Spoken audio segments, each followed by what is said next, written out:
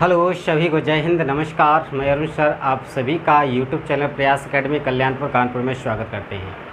जैसा कि आपको पता है, मैथ का सुपर बैच स्टार्ट हो चुका है जो जीरो लेवल से स्टार्ट किया गया है। इसका फर्स्ट चैप्टर मैंने स्टार्ट कर दिया है जो है नंबर सिस्टम का एक वीडियो मैं अपलोड कर चुका हूँ। वह फर्स्ट वीडियो था। आज उसी श्रृंखला में आज आगे बढ़ाते हैं। आज वीडियो नंबर 2 है। तो यदि जिसने भी फर्स्ट वीडियो को ना देखा हो तो आप फर्स्ट वीडियो प्लेलिस्ट में जाकर अवश्य देख लें। और आज आगे शुरू करते हैं नंबर सिस्टम के जो आगे की चर्चा है वह आज शुरू करते हैं। तो आइए अपने टॉपिक पर आते हैं। तो जैसा कि आपको पता है कि चैप्टर है नंबर सिस्टम, जिसको हिंदी में कहते हैं संख्या पद्धति। यह चैप्टर मैंने कल स्टार्ट किया था और ये जो बैच स्टार्ट हो रहा है, इस बैच का मुख्य जो उद्देश्य है वह यह है, 2-3 इसके मुख्य उद्देश्य है। पहला, जो कमज़ोर छात्र हैं उनके लिए यह विशेष बैच है।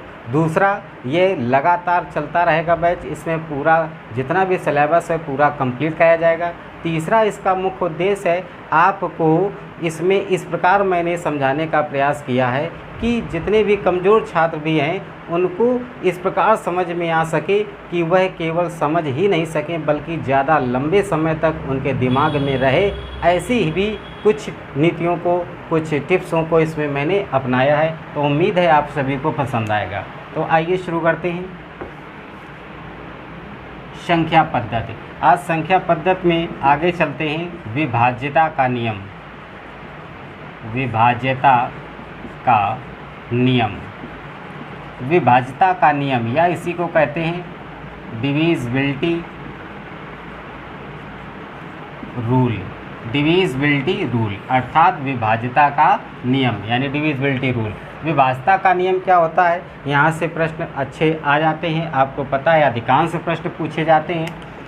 तो विभाज्यता का नियम आपको पता होगा कि 2 से लेकर के और 11 तक के जो आपकी अंक होते हैं, संख्याएं होती हैं 2 से 11 की, इन्हीं 11 तक की संख्याओं के मध्य से प्रश्न बनाए जाते हैं। अधिकांश यहीं से बनते हैं।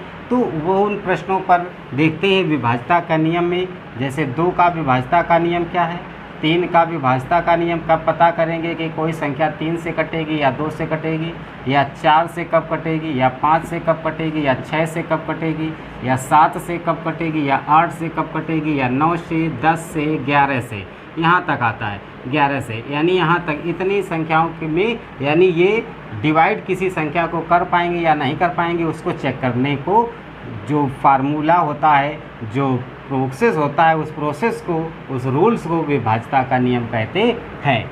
तो आइए इनको आप इस प्रकार से क्रम से ना तैयार करके आप इनको एक पैटर्न वे में तैयार कर लीजिए तो बहुत आसानी से तैयार हो जाएगा। क्या करें आप, 2, 4, 8 इसको एक साथ तैयार करें। इन तीनों को 2, 4, 8 को एक साथ तैयार करें। उसके बाद में आप 3 और 9 इन 2 को एक साथ तैयार करें। इन 3 को एक साथ, इन 2 को एक साथ तैयार करें। उसके बाद में आपका 5 और 10 इन दोनों को एक साथ तैयार करें।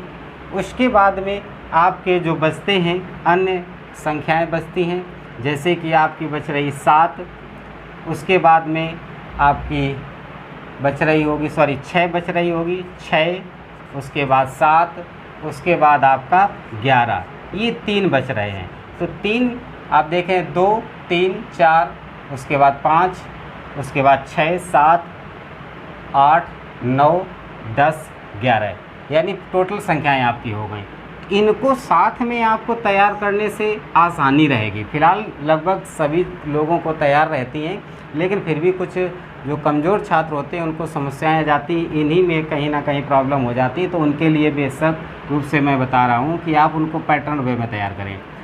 2, 4, 8 इन तीनों के लिए कैसे तैयार करें, कोई भी संख्या है, आपको पता है कोई भी संख्या यदि होती है, कोई भी संख्या हो जैसे 3, 2, 4, 5, 7, 1, तो इसमें जो आपको पता है जब क्रम से यानी इसका क्रम देखना शुरू करते हैं तो फर्स्ट आपका इकाई का अंक होता है, सेकंड आपका दहाई का अंक होता है, थर्ड आपका सैकड़ा का अंक होता है और फोर्थ आपका हज़ार का अंक होता है और 5 आपका 10,000 का अंक होता है, 10,000 का अंक होता है।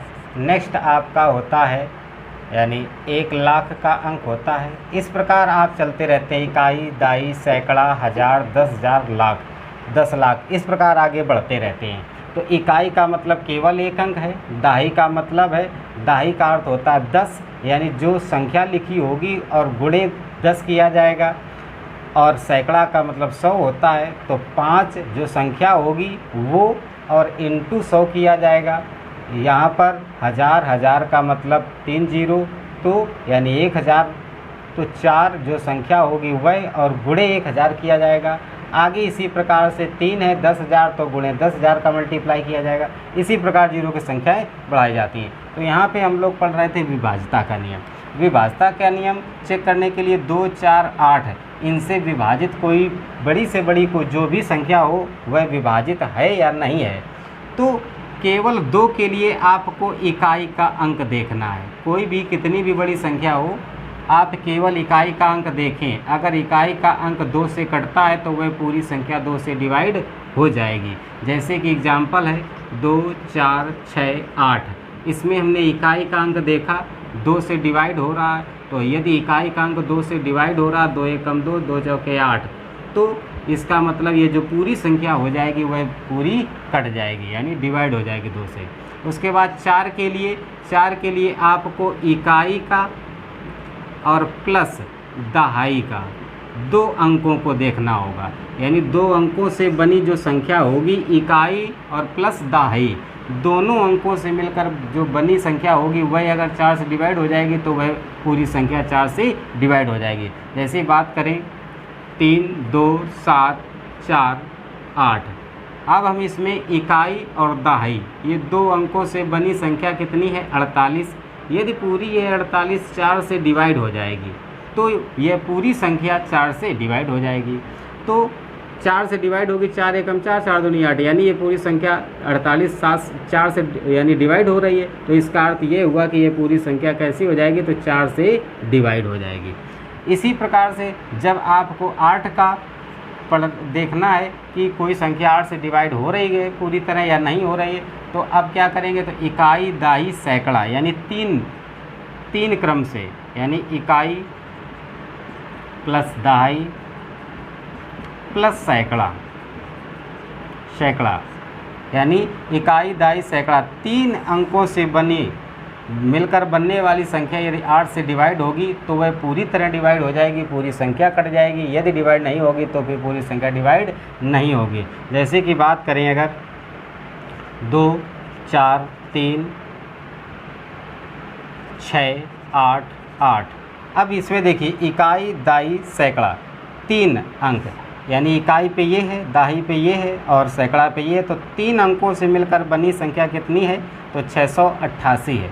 688 8 से डिवाइड हो जाएगी या नहीं, तो 8 8 64 होता है, 64 और 4 68 होता है और 8 छंग 48, यानी डिवाइड हो जाएगी 8 से डिवाइड हो जाएगी। इसका मतलब यह पूरी संख्या किससे डिवाइड हो जाएगी, 8 से डिवाइड हो जाएगी। तो इस प्रकार से आप इनको एक क्रम से तैयार कर सकते हैं। यानी 2 के लिए केवल इकाई का अंक देखना है, 4 के लिए इकाई और दहाई 2 से मिलकर बनने वाली संख्या को देखना है, वह पूरी तरह डिवाइड होनी चाहिए। 8 के लिए आपको इकाई, दाई, सैकड़ा यानी 3 को देखना है, 3 अंकों से मिलकर बनने वाली संख्या, यदि 3 अंकों से मिलकर बनने वाली संख्या यदि 8 से डिवाइड होगी तो वह पूरी संख्या 8 से डिवाइड हो जाएगी, अन्यथा डिवाइड नहीं होगी। ये विभाज्यता का नियम। तो आपने 2, 4, 8 को देखा। अब 3 और 9 को देखना है। 3 और 9 में क्या करना है, 3 में और 9 में दोनों में एक ही कार्य करना है, जो भी बड़ी संख्या हो, इसको इरेज कर रहे हैं,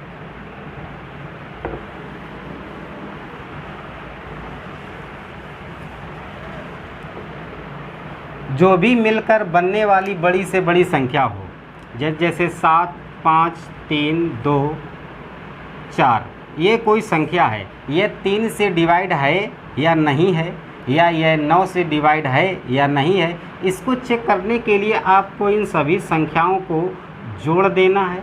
इन सभी संख्याओं को आप जोड़ लीजिएगा, आपस में जोड़ करके जो आपको टोटल योग प्राप्त होगा, यदि वह 3 से डिवाइड होगी तो यह 3 से डिवाइड हो जाएगी, यदि वह जो योग होगा वह 9 से डिवाइड होगा तो यह पूरी संख्या 9 से भी डिवाइड हो जाएगी। तो 3 और 9 को एक साथ आप पढ़ें तो आसानी से तैयार रहेगा। तो 7 5 12, 12 3 15, 15 2 17, 17 3 20, 21, 21 है, सॉरी 21 है, 21 3 से डिवाइड हो जाएगा तो 3 से पूरी तरह 3 7 21 डिवाइड हो गया। तो यानी ये पूरी संख्या जो है ये 3 से तो डिवाइड हो जाएगी, लेकिन 9 से अगर बात की जाए तो 9 से डिवाइड नहीं होगी, क्योंकि 21 9 से डिवाइड नहीं होता है। तो इसलिए यह यानी 9 से डिवाइड नहीं होगी, और 9 से डिवाइड वही संख्या होगी जो सभी के अंकों का योग अगर 9 से डिवाइड होगा तो ही 9 से डिवाइड होगी, अन्यथा 9 से डिवाइड नहीं होगी। लेकिन यहाँ पे यह 3 से डिवाइड हो रही है। तो उम्मीद है आपको यह भी समझ में आ गया होगा। नेक्स्ट, इन सभी को इरेज कर रहे हैं। अब आते हैं 5 और 10 पर। 5 और 10 को एक साथ आप तैयार करें। 5 और 10 के लिए क्या करना है, तो 5 और 10 को एक साथ करना है। इसमें क्या देखना है, इसमें आपको इकाई का अंक देखना है। इन दोनों में ही आपको क्या करना है, तो इन दोनों में ही आपको इकाई का अंक देखना है। इकाई का अंक देखें, यदि 0 और 5 ये 2 इकाई के अंक होंगे तो 5 से डिवाइड हो जाएगी। 0 और 5 इकाई के स्थान पर अगर होंगे तो ये 5 से बड़ी कितनी भी बड़ी संख्या हुआ है 5 से डिवाइड हो जाएगी। लेकिन 10 के लिए केवल 0 लेना रहेगा। 10 के पास 0 है तो केवल इसके लिए 0, 5 आप जानते हैं 5 संख्या है तो 0 और 5 इसके साथ दोनों लिया जाएगा। यानी कोई भी इकाई का अंक देखेंगे, जैसे 3 4 5 6 0। अब यह जो संख्या है कोई, इस संख्या में आपको इकाई का अंक आपने देखा क्या है, 0 है तो यह 5 से डिवाइड हो जाएगी, 10 से डिवाइड हो जाएगी। लेकिन यदि आपकी हो 2 5 3 5, यदि इसकी बात की जाए इस संख्या की, तो इकाई के स्थान पर ये कितना है, 5 है। तो 5 है तो 0 या 5 इन दोनों में से कोई होगा तो 5 से तो डिवाइड हो जाएगी, लेकिन ये 10 से डिवाइड नहीं होगी, क्योंकि यहाँ केवल 0 जब होगा तब 10 से डिवाइड होगा, अन्यथा 10 से डिवाइड नहीं होगी। उम्मीद है यह भी आपको समझ में आ गया होगा। नेक्स्ट चलते हैं, अब 6 और 7 पर चलते हैं। तो सबसे पहले 6 की बात करते हैं।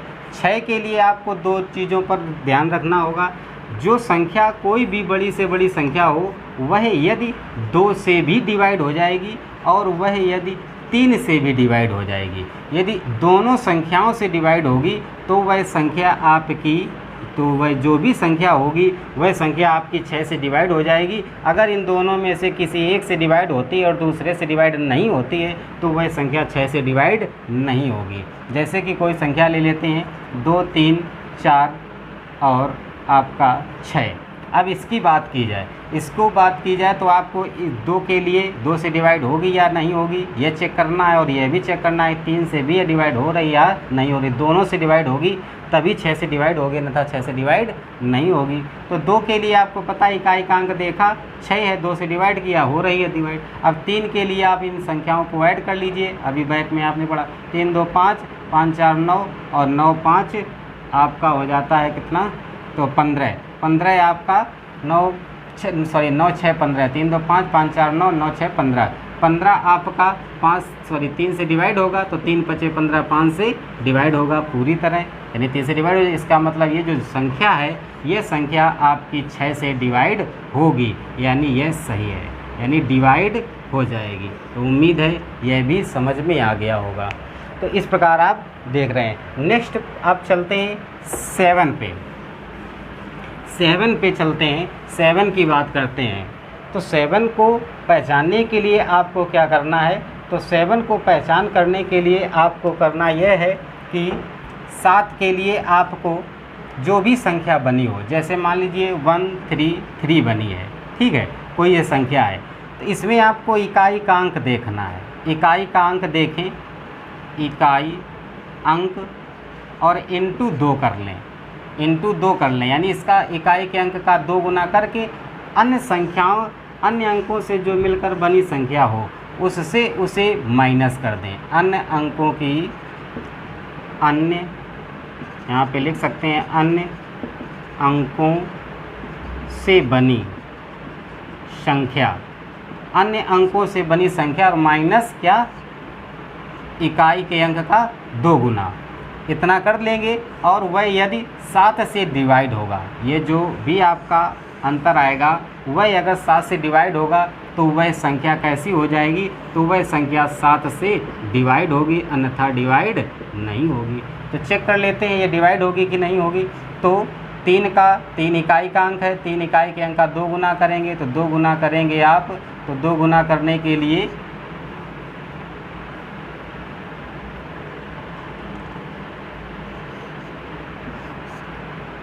इकाई के अंक का 2 गुना करें, 3 दूनी 6 हो जाएगा, माइनस। अब अन्य अंक कितने इसके पास हैं, 2 से मिलकर कौन सी दिख रही है आपको, 13 से माइनस करेंगे, तो 13 से जब 6 माइनस करेंगे तो कितना आएगा, 7 से अब ये आपका ऊपर का अंक निकल आया, बटे 7 करेंगे तो 7 से ये डिवाइड हो रहा, तो इसका मतलब ये जो संख्या है आपकी यह 7 से आपकी डिवाइड होगी, यानी विभाजित होगी। उम्मीद है यह भी आपको समझ में आ गया होगा 7 भी। अब आते हैं 11 पे, क्योंकि 11 से बहुत अधिक संख्या में प्रश्न बनाए जाते हैं, तो 11 पे भी चलते हैं। 11 को देखते हैं। 11 में आपको क्या करना है, तो आपको अंतराल के नंबरों का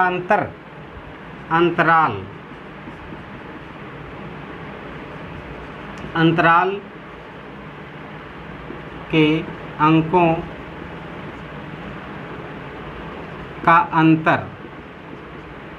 अंतराल के अंकों का अंतर अगर 11 से डिवाइड होता है, अंतराल के अंकों का अंतर यदि 0 आता है या वह 11 से डिवाइड होता है, 0 आ जाए या कितना होना चाहिए, या वह 11 से विभाजित हो, 11 से विभाजित हो, वही चीज़ डिवाइड हो जाए, विभाजित हो, तो वह 11 से संख्या विभाजित हो जाएगी। जैसे कोई भी संख्या ले लेते हैं, अंतराल का मतलब यहाँ पर है यानी सम और विषम संख्याओं का लेना है, यानी सम स्थान पर और विषम स्थानों पर जो संख्याएं उपस्थित होंगी उनका अंतराल लेना है।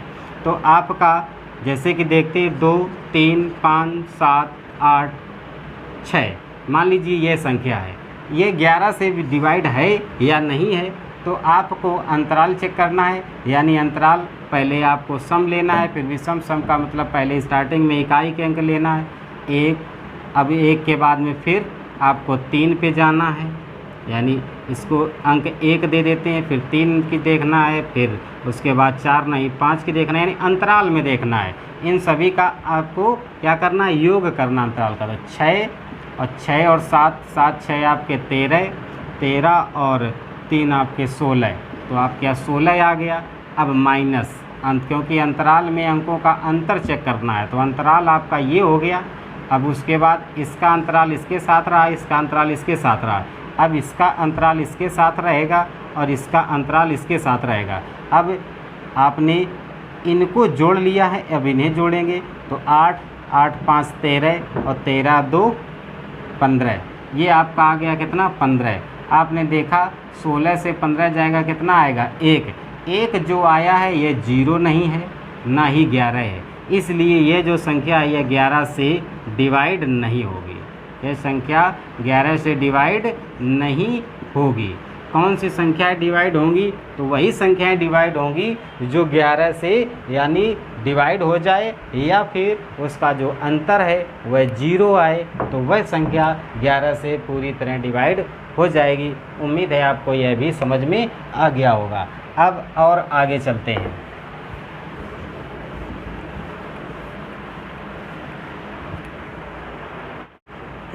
नेक्स्ट है आपका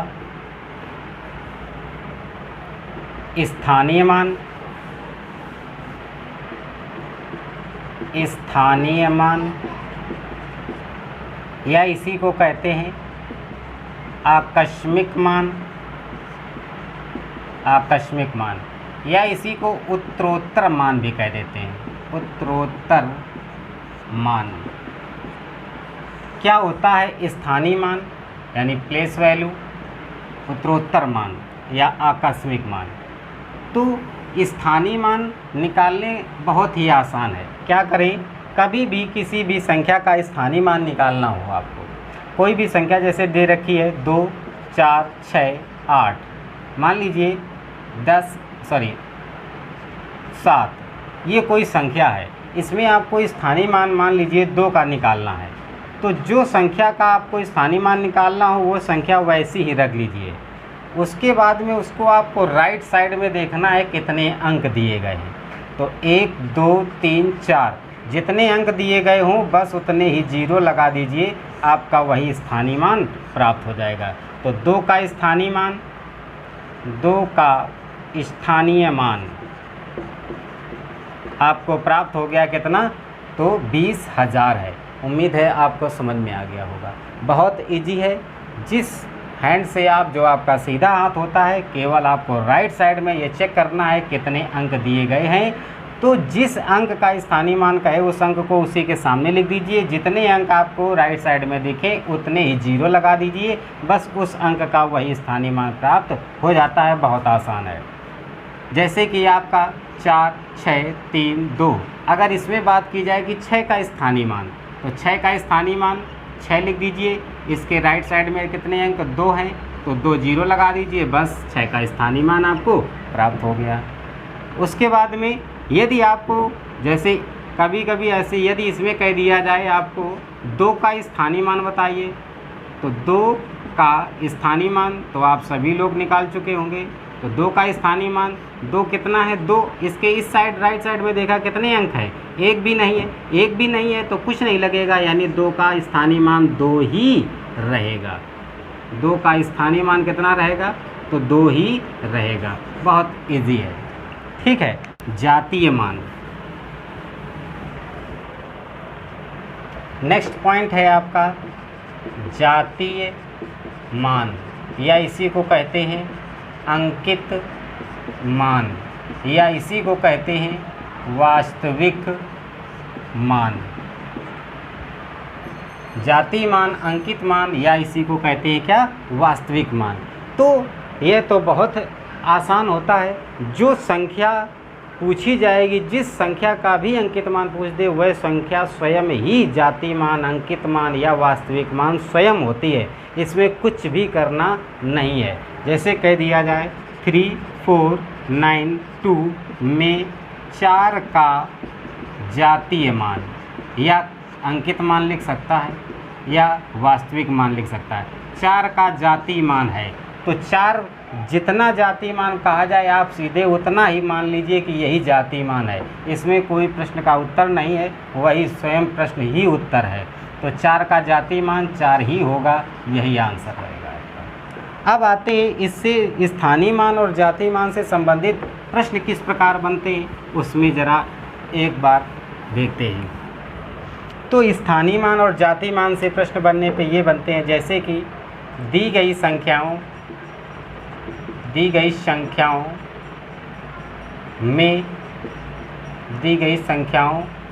में या संख्या में एक बात की जाएगी, तो संख्या दी गई, आपकी प्रश्न आपका बनेगा दी गई संख्या में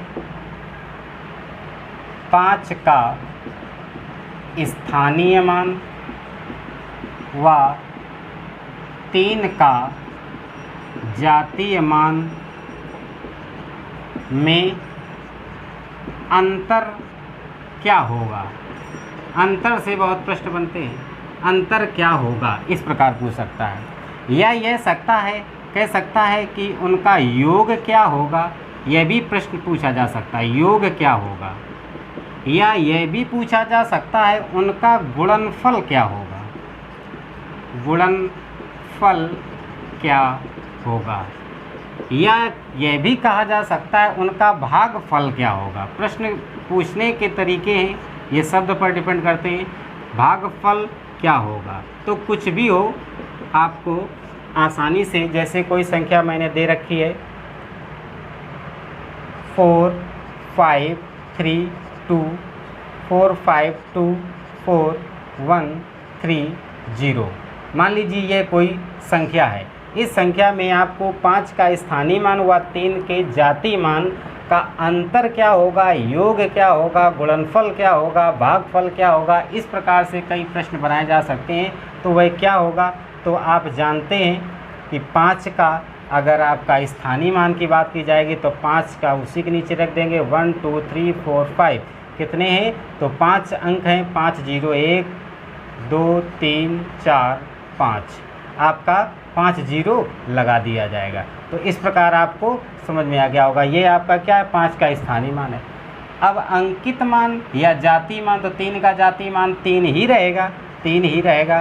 तो आपका 3 का जातीय मान आपका 3 है, जातीय मान आपका 3 है। और ये आपका था स्थानीय मान 5 का, ये 5 का स्थानीय मान है। अब इन दोनों का अंतर का मतलब माइनस करना है, योग करेगा तो प्लस करना है, गुणनफल करना है तो गुणा करना है, भागफल में डिवाइड देना है। ये जो भी प्रश्न पे पूछा जाएगा वो किया जाएगा।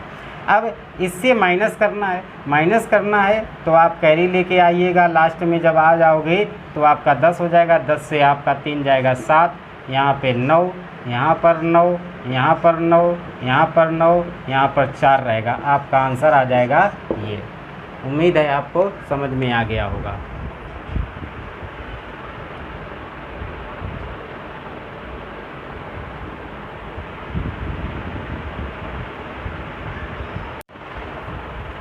नेक्स्ट आपका प्रश्न है,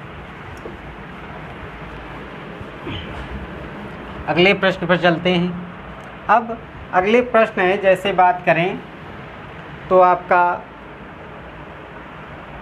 इकाई का अंक ज्ञात करने को आ जाता है कि किसी भी अंक दे दिए जाएंगे, उसमें पूछा जाएगा इसमें इकाई का अंक क्या होता है। तो किसी भी, जैसे कोई गुणनफल में दे दिए जाएं संख्याएं 2, यानी आपका टॉपिक है इकाई का अंक ज्ञात करना। तो इकाई का अंक कैसे आप ज्ञात करें, जैसे कोई संख्या 2 32 माइनस 21 प्लस आपका 3 4 इंटू 2 2। मान लीजिए इसमें कहते हैं इस संख्या में इकाई का अंक है, इकाई का अंक है। तो गुणनफल में संख्याएं आपकी दे रखी होंगी, इकाई का अंक पूछेगा। इकाई का अंक पूछेगा तो आप इकाई के अंक के लिए आप जब इसको पूरा अच्छे से समझ लेंगे तो आप सबसे पहली नज़र आपकी कहाँ पे जाएगी, वह आपको समझ में आ जाएगा कि सबसे पहला पॉइंट किस नज़र पर जाना चाहिए, कहाँ से क्या तय किया जाता है। उसके लिए फ़िलहाल ये कॉमन यहाँ पे बता रहे हैं कैसे चेक करें। तो गुणनफल के चेक करने के लिए आपको इकाई के अंक को ही पकड़ना है केवल। कितनी भी बड़ी संख्या दे रखी हो, 3 अंक की, 4 अंक की, 6 अंक की, कितनी भी बड़ी संख्या हो, आपको उससे मतलब नहीं है। आपको केवल इकाई का अंक देखना है। एक इकाई के अंक को दूसरे इकाई के अंक से गुणा करें तो 2 एकम 2, तो 2 आया, तो इसका इकाई का अंक 2 ही निकला। अब 2 का गुणा इस वाले इकाई के अंक से करेंगे, इस वाले से करेंगे तो 2 चौके 8 हो गया। अब 8 आ गया। अब ये जो आपका आंसर आया है इसको इसके इकाई के अंक से गुणा करेंगे तो 8 दूनी 16, यानी इसका इकाई के अंक का गुणा इससे किया तो आपका आंसर यह आया, इससे गुणा इसका किया तो आपका आंसर यह आया, इसका गुणा इस इकाई के अंक से किया तो 8 दूनी 16 आपका लास्ट में आया। तो ये जो संख्या है इसमें इकाई का अंक कौन सा है, 6 है। तो जो इकाई का अंक लास्ट में आएगा गुणनफल करने पर वही आपका इकाई का अंक होगा, आंसर वही होगा। अर्थात इकाई का अंक है तो 6, यही आपका आंसर होगा। उम्मीद है आपको समझ में आ गया होगा। कितनी भी बड़ी संख्या हो, लेकिन आपको क्या करना है, आपको केवल इकाई के अंकों का आपस में गुणा करना है और केवल इकाई का अंक को हमें लेके चलना है। और लास्ट में जो आपका डिजिट जो भी संख्या आएगी उसमें जो इकाई का अंक होगा वही आपका इकाई का अंक आंसर होगा। समझ में आ गया होगा। नेक्स्ट अब चलते हैं, इसमें कुछ चीज़ों को देखते हैं। वो क्या है, यदि घात में कभी भी, क्योंकि ये थोड़ा सा इजी हो जाता है, तो घातों में पूछा जाता है इकाई का अंक ज्ञात करना। जैसे कोई है, मान लीजिए घातों वाली संख्याओं में इकाई का अंक ज्ञात करना।